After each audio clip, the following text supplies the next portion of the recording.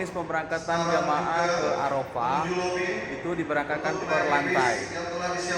Jamaah menunggu tetap di dalam kamar dengan siap berihram. Kemudian jika sudah tersedia bis di depan, maka jamaah dipanggil per kamar. Jadi keluarnya per kamar, tidak semuanya. Benar. Sehingga jamaah yang keluar sedikit-sedikit, sehingga tidak bertumpuk di bawah. Benar sekali. Informasi memang begitu, Pak. Sekian informasi dari kami. Terima kasih. Ya, harus, Pak.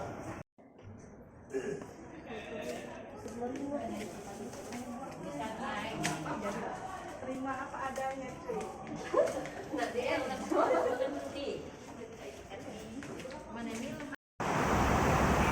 Jamaah haji sektor 3 siap berangkat menuju Arafah dengan dikawal ambulan dengan 4 bis untuk rombongan pertama. Ini rombongan pertama yang berangkat dari DKI.